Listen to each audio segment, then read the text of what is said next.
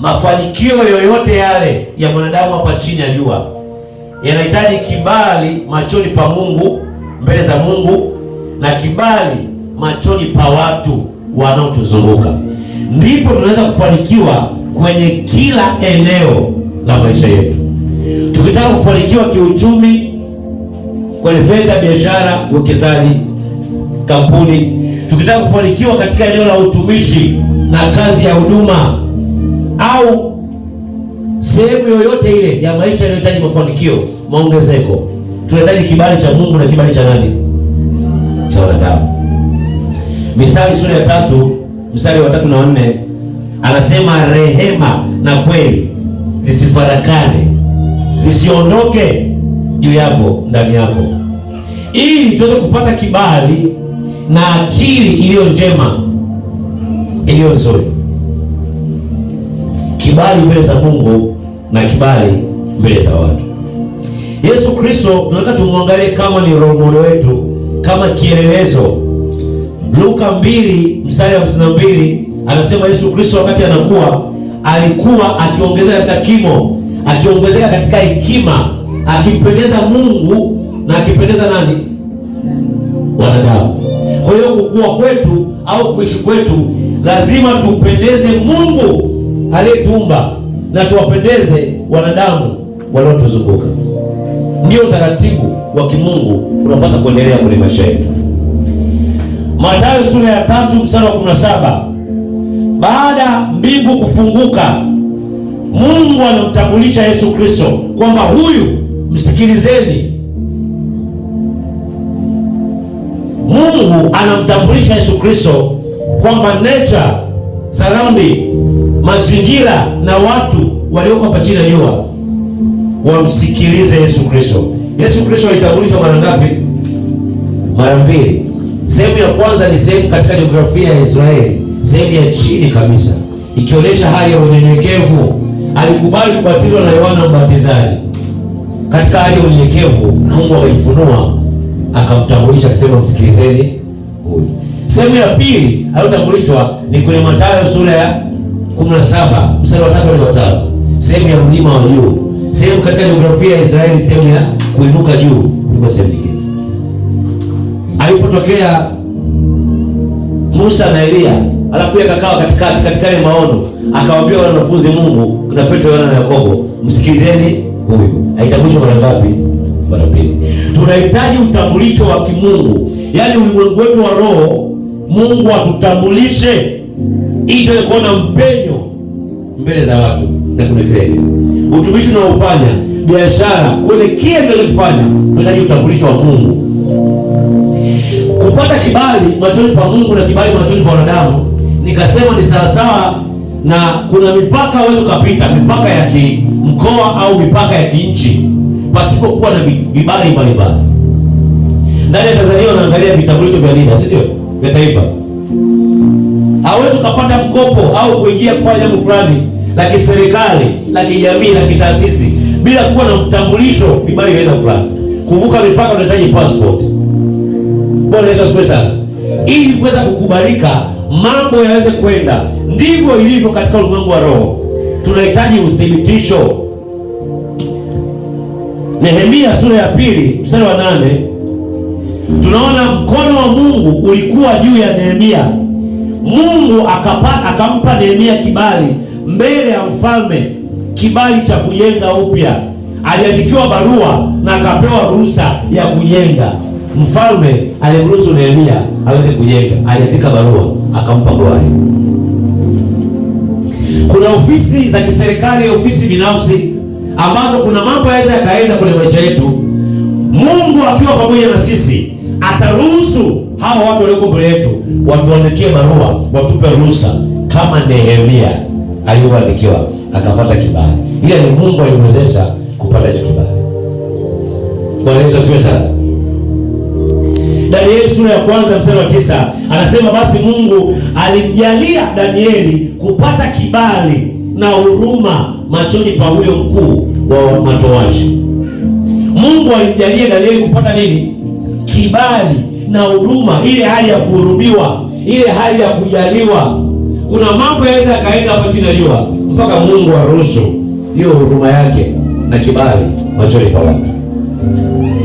Danieli alijawa na kipawa, neema ya kutafasiri ndoto. Alikuwa na hekima na neema ya kutafasiri ndoto. Mungu akamjalia kibali na huruma machoni pa mfalme na machoni pa watu. Bwana Yesu asifiwe sana. Yusufu, ukiangalia kitabu cha Mwanzo sura ya 39 mstari wa 2 na 21, Mungu alikuwa pamoja na Yusufu tokea anatupwa katika shimo na ndugu zake. Mungu alikuwa pamoja na yeye. Alipouzwa utumwani nyumbani mwa Potifa, Mungu alikuwa pamoja na yeye.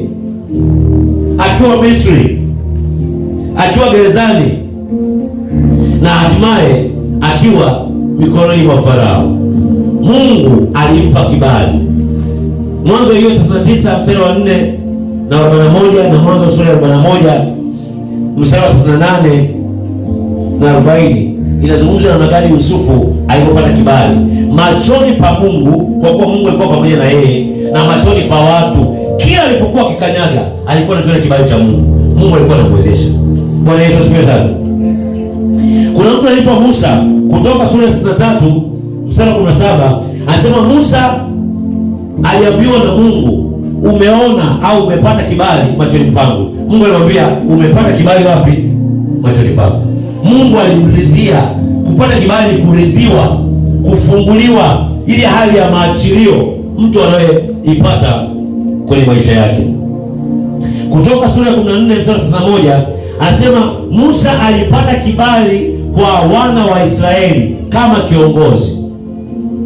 Kuna kile kibali cha watu kuwa tayari kuwaongoze, ni Mungu aliyekichilia kwa wana wa Israeli wampende. Alimridhia mioyoni mwa watu wa Israeli ili aweze kuwaongoza. Hata kuongoza watu kunahitaji nini? Kibali. Kusimamia mambo na vitu kunahitaji nini? Kibali cha Mungu. Bwana Yesu asifiwe sana. Tukiangalia Samueli kwenye kitabu cha Samueli wa kwanza sura ya 3, ukiangalia Mungu alimuita Samueli toka tumboni, alipata kibali. Na kwenye Samueli wa kwanza sura ya 2 mstari wa 26 tunamwona Samueli alipendwa na watu na kupata kibali machoni pa wote. Alikuwa ni nabii wa Bwana, mtumishi wa Mungu. Haleluya. Alikuwa ni mwamuzi, lakini Mungu alimpa kibali kwenye mioyo ya watu. Alipendwa na watu wote. Iwe unafanya biashara, iwe unafanya utumishi, iwe umewekeza, iwe kampuni au chochote kile unachofanya hapa chini ya jua, tunahitaji kibali cha Mungu atutambulishe kwa watu, ile hali ya kukubalika mbele za watu. Bwana Yesu asifiwe sana. Ndio maana katika lugha ya dunia anasema, mtu anasema nina mkosi nini, au mtu huyu ana mkosi. Ulimwengu wake wa roho hauna utambulisho. Mungu hakuna ile hali ya kurithiwa, hali imefunga. Ni Mungu lazima aachilie hicho kibali, ili unapotokea watu wakiona biashara unayofanya, bidhaa unayofanya, waweze kupata kuvutiwa kununua hiyo biashara, au kuvutiwa kuchangamana na wewe. Ni Mungu aruhusu huo ulimwengu wako wa roho, kibali cha watu na kibali chake Mungu machoni pako. Bwana Yesu asifiwe sana. Daudi, ukiangalia kitabu cha Samueli, mfalme Daudi, nabii Daudi, Samueli wa kwanza sura ya 13 mstari wa 14, na kitabu cha Matendo ya Mitume sura ya 13 mstari wa 44, tunaona Daudi alikuwa ni mtu alipata kibali cha watu baada ya kumuua Goliath. Samueli wa kwanza pale, Samueli wa kwanza sura ya 18 mstari wa 7 mstari wa 16, Daudi alipata kibali. Watu walimpa kibali Daudi zaidi ya mfalme Sauli, wakamshangilia, wakasema Sauli ameua wachache, lakini Daudi ameua wengi. Automatic mara baada ya kumuua Goliath. Samueli wa kwanza sura ya 18 mstari wa 7 na 16. Ila pale kwenye Samueli wa kwanza sura ya 15 mstari wa 14 na Matendo ya Mitume sura ya 13 mstari wa 44, Daudi alikuwa mtu baada ya moyo wa Mungu. Mungu alimridhia na makorokoro yake yote, lakini moyo wake Mungu aliuridhia kumtumia. Esta sura ya 2 mstari wa 15 na 17, Esta alipata kibali machoni pa watu wote, hata kwa mfalme Ahasuero. Mfalme Ahasuero alimkubali tu, na watu walijisikia tu kumkubali Esta. Yaani kuna namna mtu anaweza kutokea kwenye jamii au akafanya jambo fulani, automatic tu watu wanajisikia tu kumkubali, kumpenda, kumpokea, kumpa ushirikiano. Jambo hilo fikiri inaanzia katika ulimwengu wa roho, ndio linaliliwa katika ulimwengu wa nini? Wa damu na nyama. Chochote unachokifanya hakikisha kwamba Mungu ameridhia hicho kitu kwa ulimwengu wa roho. Umepokea utambulisho ili damu na nyama uweze kukubalika kwa watu, kwa sababu mafanikio yetu yanategemea watu waliotuzunguka. Bwana Yesu asifiwe sana. Matendo ya Mitume sura ya 2 mstari wa 47. Matendo ya Mitume sura ya 2 mstari wa 47 anasema, watumishi wa Mungu, mitume na manabii katika kanisa la mwanzo, kanisa la awali, wakamsifu Mungu na kuwapendeza watu wote. Bwana akalizidisha kanisa kila siku kwa wale waliokuwa wakiokolewa. Wale walikuwa wakiokoka, watu wakawapenda na kanisa likaongezeka, Mungu akalizidisha. Kulikuwa na ile hali ya mvuto. Ndio maana leo watu wengi wanashindwa kulipa gharama katika mambo ya kanisa, mambo ya kazi ya huduma ya utumishi. Wanaenda kwa waganga wa kienyeji na kuchukua vibali vya mvuto vya kuvuta watu.